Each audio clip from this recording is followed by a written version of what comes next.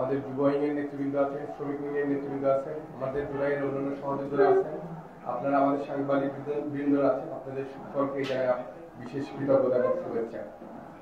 আমাদের সাথে আছেন, আমি পরিচয় করে দিচ্ছি, আমি ইমন সৈয়দ, আমি জাতীয় নাগরিক পার্টির কেন্দ্রীয় যুগ্ম মুখ্য সংগঠক।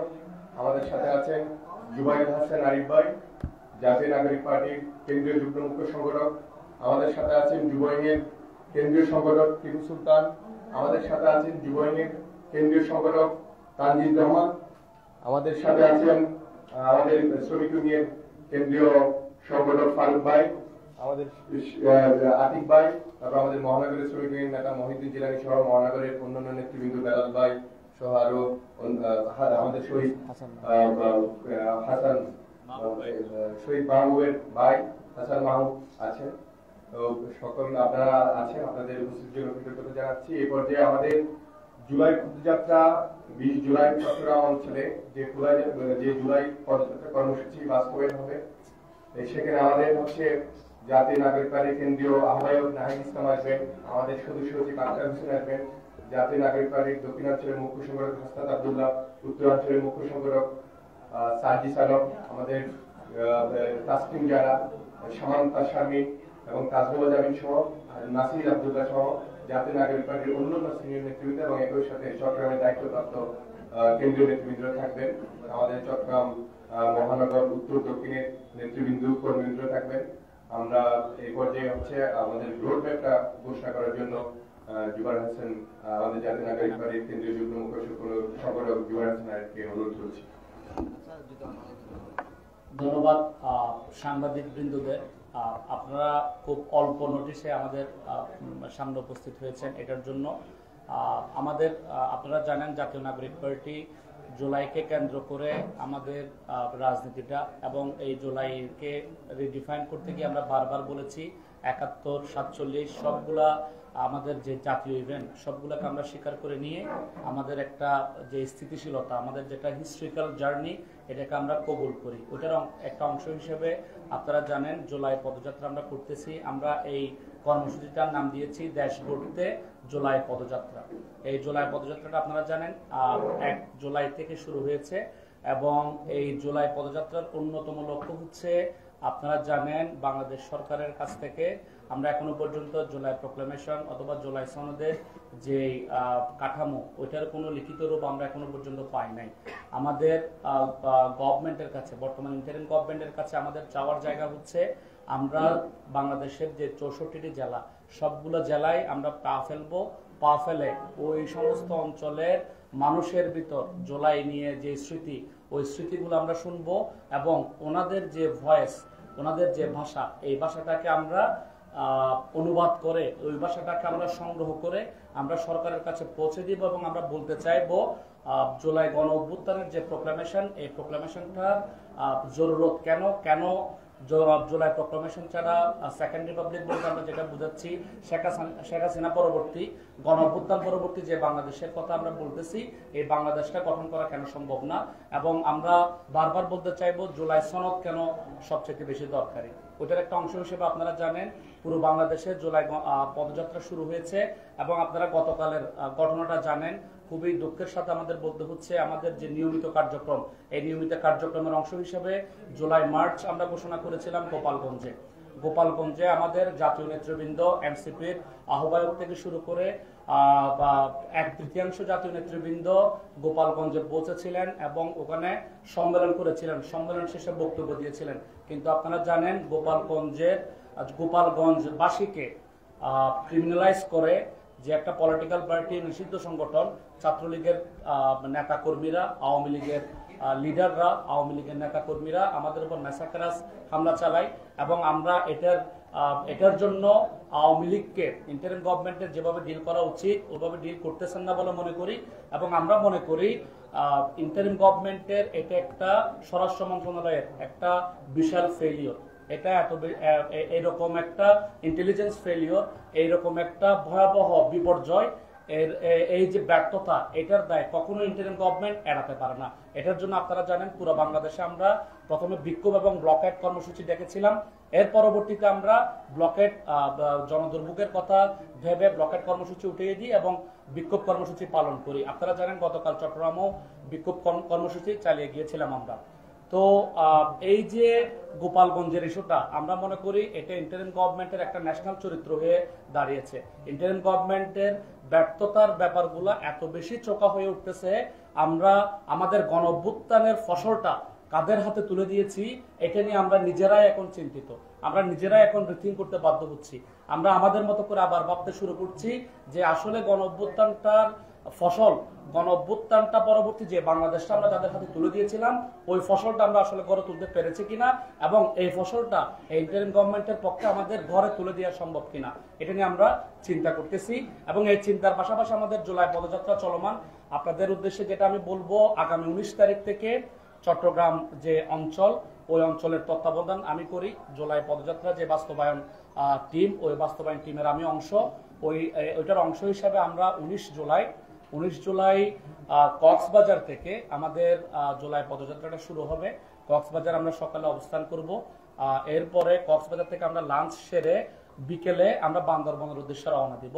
19 তারিখ বিকেলে বান্দরবনে আমরা আমাদের ওখানে এগুলো বান্দরবনের সংগঠকরা এবং কক্সবাজারের সংগঠকরা আপনাদেরকে জানাবেন, আমরাও আপনাদেরকে লিখিত আকারে জানাবো।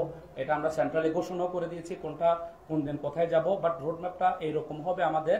এরপর আমরা বান্দরবনে যাব, বান্দরবন যে কমপ্লেক্স অথবা বান্দরবন যে সদর, ওখানে আমরা পদযাত্রা করব। পদযাত্রা শেষ করে আমরা চট্টগ্রাম শহরে ব্যাক করব। আমরা চট্টগ্রাম শহরে রাতে স্টে করব। স্টে করার পরে এরপর দিন সকালে আমাদের কর্মসূচিটা হচ্ছে রাঙামাটি। আমরা রাঙামাটি যাব, সকালে আমরা রাঙামাটির দিকে রওনা হব। রাঙামাটির যে বিভাগীয় অথবা যে জেলা শহর, ওই জেলা শহরে আমরা পদযাত্রা করে ওখানে লাঞ্চ সেরে আমরা চট্টগ্রাম শহরের উদ্দেশ্যে রওনা দিব। এবং চট্টগ্রাম শহরে আমাদের রোড ম্যাপটা আমরা ঘোষণা করার ক্ষেত্রে একটা ব্যাপার আপনাদের সবাইকে আমি অনুরোধ জানাবো। আপনারা জানেন রাঙামাটি হচ্ছে একটা হিল ট্র্যাকস এরিয়া, ফলে ওখান থেকে আসা যাওয়া, জ্যাম ইত্যাদি পরিস্থিতির কারণে আমাদের সময়ের একটু এদিক সেদিক হতে পারে। মাননীয় সম্মানিত যারা সাংবাদিকবৃন্দ, আপনাদের কাছে আমাদের রেগুলার একটা জিনিস গ্যাপ হচ্ছে বলে আমরা মনে করি, সময়ের গ্যাপটা, সময়সূচির গ্যাপটা একটু গ্যাপ হচ্ছে বারবার। এটার জন্য আমরা আন্তরিক ক্ষমা প্রার্থনা করছি। এবং আমরা এইটা বলতে চাই আপনাদের, রাঙ্গামাটি থেকে আসার পথে এটা পুরোটা আমাদের যে রোড ম্যাপটা আমরা ঘোষণা করব, এই পুরো ব্যাপারটা ঠিকঠাক থাকবে। আমাদের সময়টা আমরা কোন সময়ে রাঙ্গামাটি থেকে চট্টগ্রামে পৌঁছাতে পারলাম এবং ইন দ্য মিন টাইম চট্টগ্রামের জ্যামের পরিস্থিতি কিরকম এটা নিয়ে এই মানে তাৎক্ষণিকভাবে জুলাই পদযাত্রা বাস্তবায়ন টিম এটা সিদ্ধান্ত নেবে কিভাবে হবে। এই জন্য আমরা 3টা প্ল্যান আপনাদের সামনে আমরা উপস্থাপন করব। একটা প্ল্যান হচ্ছে এরকম, আমরা যদি রাঙ্গামাটি থেকে 3টা অথবা 3:30টার ভিতর চট্টগ্রাম শহরে পৌঁছাতে পারি, সেক্ষেত্রে আমাদের প্ল্যান হচ্ছে আমরা কাপ্তাই রাস্তার মাথা থেকে আমাদের পদযাত্রাটা শুরু করব। কাপ্তাই রাস্তার মাথা থেকে আমরা বহদ্দারহাট আসবো, বহদ্দারহাট থেকে আমরা চকবাজার হয়ে আন্দরকিল্লা আসবো, আন্দরকিল্লা থেকে আমরা আন্দোলনের প্রাণ কেন্দ্র বলে যেটা অবহিত নিউ মার্কেটে যাব, নিউ মার্কেট থেকে আমরা আগ্রাবাদ যাব, আগ্রাবাদ থেকে আমরা হালিশহর যাব, হালিশহর থেকে ডবলমুরিং এবং ইপিজেড ইত্যাদি হয়ে আমরা কুলসি আসব, কুলসি থেকে আমরা জিসির মোড়ে আসব, জিসির মোড় থেকে আমরা আমাদের পদযাত্রাটা বিপ্লব উদ্যান অভিমুখে আসব।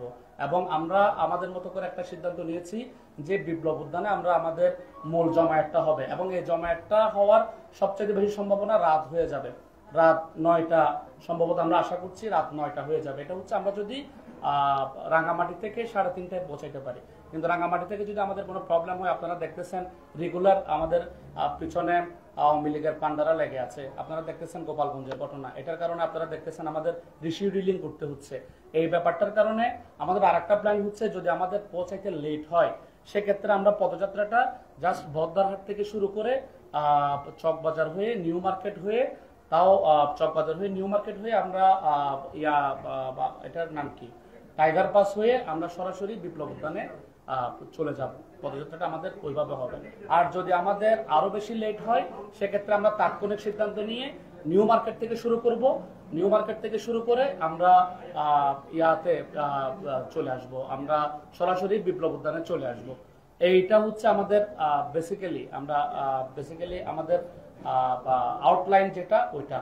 তো এই পুরো ব্যাপারটাই আপনাদের কাছে আমরা রিকোয়েস্ট করব, আমাদের পদযাত্রার পুরো ব্যাপারটাই ডিসাইডেড থাকতেছে, নির্ধারিত থাকতেছে, শুধুমাত্র সময় এবং হচ্ছে যানজটের অবস্থা ইত্যাদির উপর ভিত্তি করে আর কি।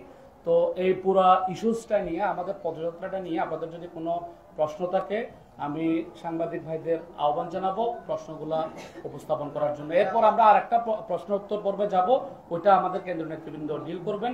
পদযাত্রা ইস্যুতে আপনারা যদি কোনো স্পেসিফিক কোয়েশ্চন থাকে প্লিজ।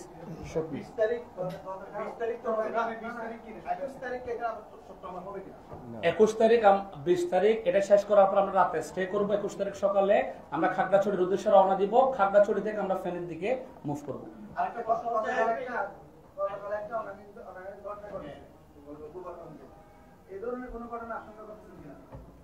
এই ধরনের ঘটনার আশঙ্কার কথা আমরা পুলিশ কমিশনারকে জানিয়েছি।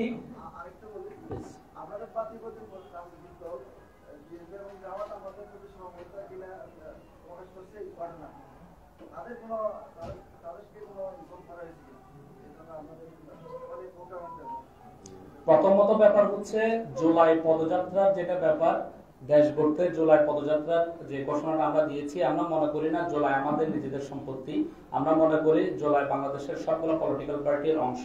আমরা মনে করি বাংলাদেশের সেকেন্ড রিপাবলিক যারা করতে চায়, গণ অভ্যুত্থান পরবর্তী গণতান্ত্রিক বাংলাদেশ যারা করতে চায়, প্রায় প্রত্যেকের উচিত জুলাইকে কাজে লাগানো। প্রায় প্রত্যেকের উচিত আবু সাইদের যে হিরোইক একটা জার্নি, ওইটাকে কাজে লাগানো। ওটার অংশ হিসেবে আমরা আমাদের প্ল্যানটা সবগুলো পলিটিক্যাল পার্টির সাথে আমরা শেয়ার করেছি এবং ওনাদেরকে আমরা বলেছি ওনারা ওনাদের মতো করে জুলাই পদযাত্রা অথবা ওনারা ওনাদের মতো করে জুলাইকে নিয়ে আগাতে পারেন।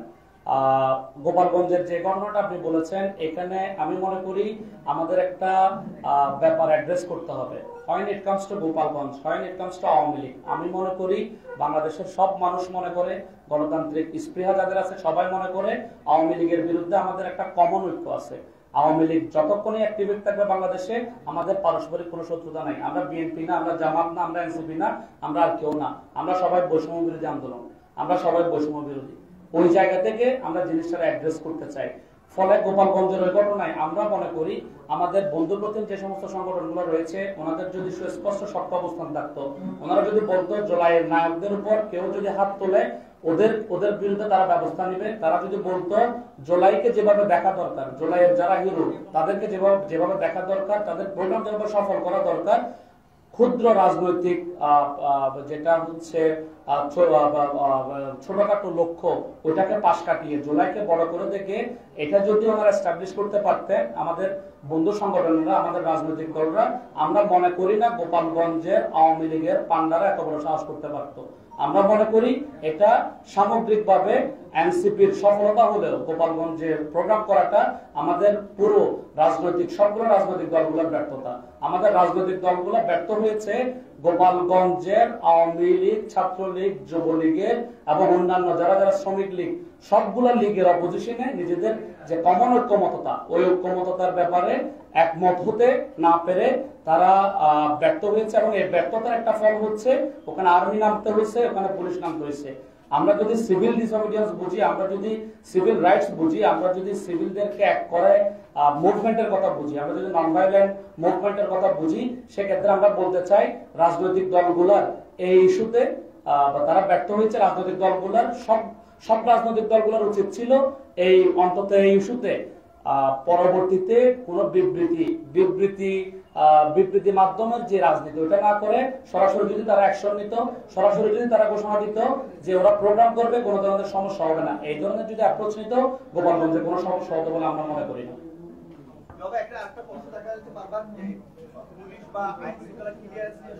আচ্ছা ভাই, পদযাত্রা নিয়ে প্লিজ, পদযাত্রা নিয়ে একটু আপনার প্রশ্ন।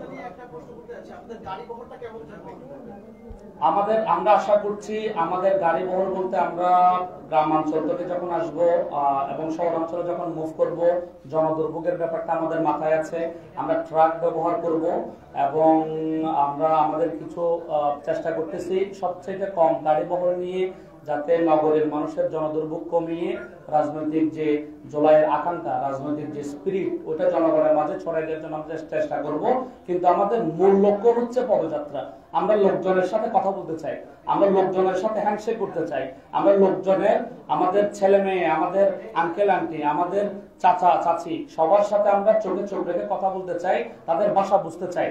তারা জুলাই প্রোক্লামেশন চাচ্ছে কিনা, জুলাইয়ে তাদের অবদান কতটুকু ছিল, তাদের না বলা গল্পগুলো আমরা শুনতে চাই এবং এই গল্পগুলোকে আমরা ইন্টারিম গভর্নমেন্টের কাছে পৌঁছাইতে চাই। ওটার জন্য বেসিক্যালি আমাদের পদযাত্রা। ফলে গাড়ি বহর আমাদের লক্ষ্য না, আমাদের একমাত্র লক্ষ্যের জায়গা হচ্ছে পদযাত্রা, হাঁটা।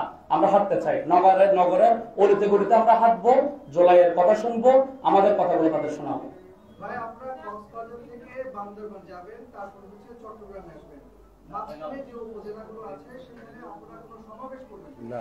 আচ্ছা, ওই ব্যাপারে আমাদের একটা জুলাই টিমের বাস্তবায়ন টিমের একটা অংশ হচ্ছে, একটা প্ল্যান হচ্ছে। আমরা উপজেলাগুলোতে, আমাদের আগের জেলাগুলোতে টাইম দিয়েছিলাম। ফলে আমরা দেখেছি ওগুলোতে টাইম দিতে গেলে আমরা পুরো জেলা কভার করা আমাদের জন্য সম্ভব হয় না। আপনারা জানেন আমাদের মূল লক্ষ্য জুলাই প্রোক্লামেশন, আমাদের মূল লক্ষ্য জুলাই। ফলে উপজেলাগুলোতে সময় দেওয়ার মতো আমাদের যথেষ্ট আগ্রহ থাকলেও আমরা উপজেলাগুলোতে অত সময় দিতে পারবো না। আমরা হয়তো ওনাদের সাথে একটু কথা বলবো, কিন্তু যেভাবে জেলা পর্যায়ে আমরা প্রোগ্রামটা করবো ওইভাবে আমরা করতে পারবো না। আমাদের মূল ফোকাসের জায়গাটা হবে জেলা।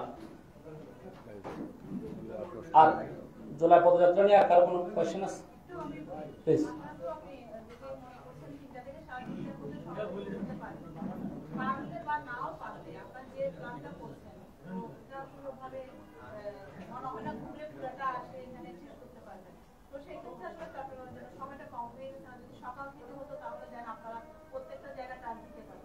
হ্যাঁ, আপনার কথাটা খুবই লজিক্যাল এবং এই পোস্টটা আমরা রেখেছিলাম। কিন্তু আমাদের একটা কনসার্নও আছে। আমরা পুরো বাংলাদেশটা ঘুরতে চাই। চট্টগ্রাম আমাদের অন্যতম ফোকাল পয়েন্ট, ঠিক আছে। আমাদের রেগুলার যদি 2টা জেলা আমরা সফর করতে না পারি, 64টা জেলা আমরা সফর করতে পারতেছি না। ফলে আমাদের সবগুলো জেলারে যেহেতু টাচ দিতে হবে, ফলে চট্টগ্রামে অত সময় আমরা আসলে বরাদ্দ রাখতে পারছি না।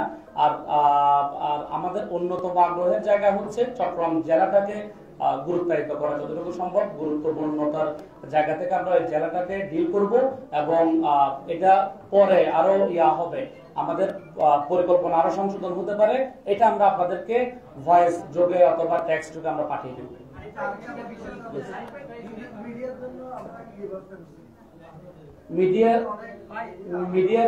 মিডিয়ার জন্য তো আমরা আপনাদের সাথে বসার অন্যতম কারণ হচ্ছে মিডিয়া আমাদের কাছ থেকে কি চাই। মিডিয়া আমাদের কাছ থেকে যেটা চাই আমরা অবশ্যই মিডিয়াকে ওটা প্রোভাইড করার, আমাদের সাধ্য মতো প্রোভাইড করার চেষ্টা করব।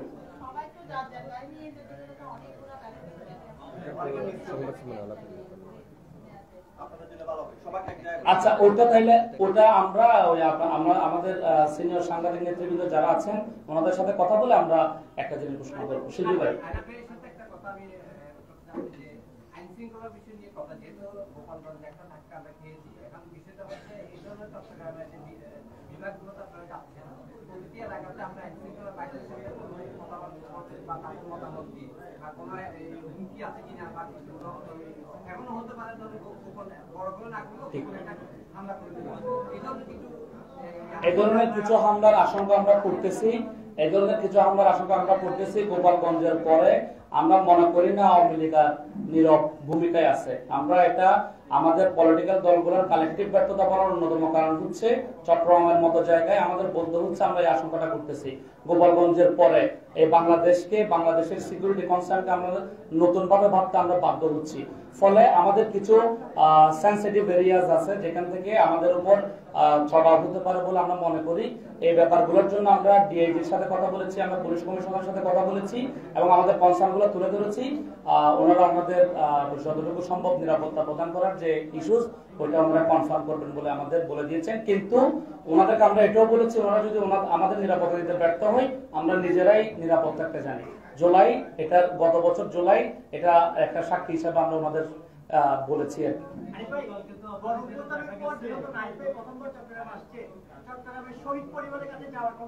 অবশ্যই আমরা শহীদ এবং আহত ফ্যামিলিগুলোর সাথে যোগাযোগ করছি, অলরেডি যোগাযোগ করা হচ্ছে। শহীদ এবং আহত ফ্যামিলির কাছে আমরা অবশ্যই যাব। চট্টগ্রাম মহানগরের 3 জন শহীদের আছেন, লাশ কবর আছে, আমরা শহীদদের ওখানে সময় দিব এবং আহত ফ্যামিলির সাথে, আহত পরিবারদের সাথে আমরা বসবো। আচ্ছা, আইনশৃঙ্খলার যে চিরাঙের একটা অবনতি আছে, আপনারা দেখতেছেন, আমরাও দেখতেছি, আহ্বান নিয়ে। তো এই কেন্দ্রিক আপনাদের কোনো কর্মসূচি নাই যে আইনশৃঙ্খলা কিভাবে উন্নতি করবে কিংবা পাওয়া সব এদেরকে কিভাবে অর্থধারী সন্তানদেরকে রিকভার করবে? এটার কারণে এখন পুরা চট্টগ্রামের লোকরাও ঝুঁকিতে আছে, আপনারাও ঝুঁকিতে আছেন। আমাদের কাছে যা আছে যে কোনো সময় আপনাদের উপর হামলা হতে পারে। এইসব বিষয় নিয়ে কর্মমুখী কোনো বিষয় নিয়ে আপনাদের কোনো কর্মসূচি দেখতেছি? আচ্ছা, কথাবার্তা বলতেছি। ধন্যবাদ। আমি জুলাই পদযাত্রা ইস্যুতে আমি ভাইয়ের কনসালটেন্ট দিলাম, আমি এবং পরবর্তী বক্তাকে এই প্রশ্নটা হ্যান্ড ওভার করলাম। জুলাই পদযাত্রার ইস্যুতে আর যদি কোনো প্রশ্ন না থাকে আমরা আমার কথাবার্তা আমি এখানে শেষ করলাম আর কি। এ পর্যায়ে কথা বলুন। একটা ব্যাপার উল্লেখ করতে চাই ভাই, আমি একটা ব্যাপার উল্লেখ করতে চাই। আপনারা জানেন সারা বাংলাদেশে যে জুলাই অভ্যুত্থানটা সংঘটিত হয়েছিল, এটা সবচেয়ে বেশি সংগঠিত অবস্থা কিংবা ব্যাপক হচ্ছে সমাবেশ ছিল হচ্ছে বা সবচেয়ে বেশি ভূমিকা ছিল ঢাকার হয়তো, কিন্তু তারপরে যদি বাংলাদেশের কোনো একক জেলা থেকে সবচেয়ে বেশি ভূমিকা রাখা হয় জুলাই অভ্যুত্থানে, সেটা হচ্ছে চট্টগ্রাম জেলা থেকে আর কি। আপনারা জানেন আমাদের 2024 সালে যে জুলাই অভ্যুত্থান সংগঠিত হয়েছে তার প্রথম শহীদ হয়েছিল চট্টগ্রাম থেকে। ফলে আমাদের প্রত্যাশা এটাই যে আপনারা ইতিমধ্যে দেখেছেন আমাদের উত্তরবঙ্গে আমাদের যে জুলাই পদযাত্রা, সেখানে কি ব্যাপক সমাবেশ আপনারা দেখেছেন, মানুষের কি উপচে পড়া। আমরা প্রত্যাশা করি যে আমাদের যে জুলাই পদযাত্রা সারা বাংলাদেশে 64 জেলায় যে জুলাই পদযাত্রা, আমরা বিশ্বাস করি উত্তরবঙ্গে যে পরিমাণ জমায়েত হয়েছে, আগামীতে 20 জুলাই আমাদের সংগঠিত হতে যাওয়া এই যে জুলাই পদযাত্রায় চট্টগ্রামে, আমি মনে করি বাংলাদেশের 64 জেলার মধ্যে সবচেয়ে বেশি সংখ্যক জমায়েত এই চট্টগ্রামে হবে। সেটা আমরা বিশ্বাস করি, কারণ হচ্ছে জুলাই অভ্যুত্থানে যে ঢাকার পরে সবচেয়ে বেশি ভূমিকা দিয়ে থাকে সেটা হচ্ছে চট্টগ্রামে। এবং আমরা মনে করি যে চট্টগ্রামবাসী আমাদের যে জুলাই অভ্যুত্থানের নেতৃবৃন্দরা আসবেন তাদেরকে দেখার জন্য, তাদের সাথে কথা বলার জন্য তারা আসবেন, আমাদের জুলাই পদযাত্রায় অংশগ্রহণ করবেন। আমরা চট্টগ্রামবাসী, চট্টগ্রামের সমস্ত শ্রেণী পেশার মানুষ, কৃষক, শ্রমিক, ছাত্র জনতা, শিক্ষক, এখানকার বুদ্ধিজীবী, সমস্ত শ্রেণী সাংস্কৃতিক কর্মী, সমস্ত শ্রেণী পেশার মানুষকে আহ্বান করবো, আপনারা আমাদের যে জুলাই অভ্যুত্থানের নেতৃবৃন্দ চট্টগ্রামে আসবেন সেগুলোকে আপনারা আমাদের জুলাই পদযাত্রায় আপনারা অংশগ্রহণ করুন। আপনাদের আলাপ শুনবো, আপনাদের কথা শুনবো আর কি। একই সাথে আরেকটা ব্যাপার উল্লেখ করতে চাই, এখানে আপনারা বিভিন্ন বিষয় দেখেছেন, আমরা খেয়াল করেছি। এখন থেকে আপনাদের ব্যাপারে স্পষ্ট করে জানাতে চাই আজকে এই সংবাদ সম্মেলন থেকে, আমাদের শীঘ্রই হচ্ছে আমাদের চট্টগ্রাম মহানগরের হচ্ছে সমন্বয় কমিটি হবে।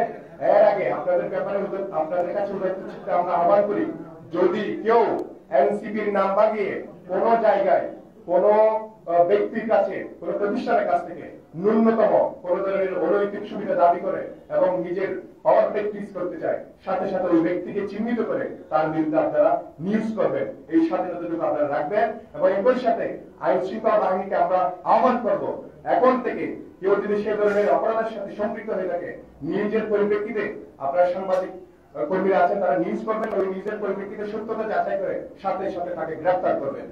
আপনারা জানেন যে জুলাই অভ্যুত্থানের যে আকাঙ্ক্ষা, আমরা যে মৌলিক সংস্কার এবং সত্যিকার বাংলাদেশ রাষ্ট্রকে একটা গণতান্ত্রিক রাষ্ট্র হিসেবে পুনর্গঠন করতে চাই, সেক্ষেত্রে আমরা মনে করি যে পূর্বতন যে রাজনৈতিক দলগুলো এখানে ছিল তারা বারবার মানুষের যে বর্ষার জায়গাটা ভঙ্গ করেছে। আমরা আজকে যে জুলাই অভ্যুত্থান থেকে বেড়ে ওঠে যে রাজনৈতিক দল, সেটা হতে দেবো না, মানুষকে আর হতাশা আমরা হতে দেবো না। ফলত আমাদের মধ্যে ঢুকে কেউ যদি অনৈতিক কার্যক্রম করে, অনৈতিক কার্যকলাপ করে, সেটা আমি মনে করি আমাদের উপরে মানুষের ভরসা কমে যাবে, মানুষ সেক্ষেত্রে হতাশ হবে। ফলত এই ধরনের দায়ভার আমরা নিব না। ওই ব্যক্তি বিশেষকে চিহ্নিত করে আপনারা নিউজ করবেন এবং সাথে সাথে আইন শৃঙ্খলা রক্ষাকারী বাহিনী সাথে সাথে তাকে গ্রেফতার করবেন। সেক্ষেত্রে আইন শৃঙ্খলা রক্ষা বাহিনীকে অনুরোধ করবো আপনারা সেক্ষেত্রে কোন ধরনের কোনটা করতে হবে না। এবং সাথে সাংবাদিকরা আপনাদের প্রতি আমরা এই ব্যাপারটা নিশ্চিত করছি যে আপনাদের এই স্বাধীনতাটুকু আছে, আমরা কোনটা করতে হবে না কারো ব্যক্তি বিশেষের অপরাধের নিউজ করার ক্ষেত্রে আর কি। আপনাদের যদি কোনো প্রশ্ন থাকে প্রশ্ন করতে পারেন। ভাই একটা প্রশ্ন ছিল, 16 জুলাই চট্টগ্রাম ঐতিহাসিক দিন ছিল 2024 সালে। এই দ্বিতীয় শহীদ ওয়াসিম সরকার সহ গতকাল 16 জুলাই আপনাদের এনসিপি শহীদের কোনো তাদের সঙ্গে কোনো প্রোগ্রাম ছিল কিনা আমরা তো আপনারা জানেন আমাদের চট্টগ্রাম 16 শহরের এই যে শহীদ ওয়াসিম ফারুক এবং হচ্ছে সাথের যে শহীদ হয়েছে সেই দিন উপলক্ষে আমাদের চট্টগ্রাম 16 শহরে আমাদের একটা জমায়েত ছিল, তারা দোয়া প্রার্থনা করেছেন। তার পরবর্তীতে আমাদের বড় একটা প্রোগ্রাম করার চিন্তা ছিল, ওগুলোকে আয়োজনের চেষ্টা ছিল, কিন্তু হচ্ছে তাৎক্ষণিক গোপালগঞ্জের পরিস্থিতি তৈরি হয়েছিল বলে আমাদের হচ্ছে কি এটা ওই প্রোগ্রাম স্থগিত করতে হয়েছে। তবে এখানে অনেকেই কথা বলছেন যে গোপালগঞ্জের মতো একটা পরিস্থিতি ভিন্ন পরিস্থিতি দাঁড়াবে কিনা। আমরা মনে করি চট্টগ্রামে যে পরিমাণ জুলাই পরিবারে মানুষের ইনভলভমেন্ট ছিল, চট্টগ্রামে যদি সেই ধরনের হ্যাঁ এই ধরনের আশঙ্কা আছে, কিন্তু যদি সেই ধরনের কোনো কিছু ঘটেও থাকে চট্টগ্রামের বিপ্লবী ছাত্র জনতা সেটা সম্মিলিতভাবে প্রতিরোধ করতে সক্ষম হবে বলে আমরা মনে করি আর কি। গোপালগঞ্জে যে অবস্থা সেই অবস্থা আমরা চট্টগ্রামের আমরা প্রত্যাশা করি, যদি হয়েও থাকে চট্টগ্রামের যে বিপ্লবী ছাত্র জনতা সংগঠিত আছে আর কোনো রাজপথ আছে আর এটা সম্মিলিতভাবে প্রতিহত করবে এবং বিশ্বাস করি যে বাংলাদেশের 64 জেলার যে পদযাত্রা জাতীয় নাগরিক পার্টি সেখানে সবচেয়ে বড় জমায়েতটা আমাদের এই চট্টগ্রামে হবে। চট্টগ্রামবাসীর প্রতি আমাদের অনুরোধ থাকবে, আহ্বান থাকবে, আপনারা দলে দলে শরীক হন।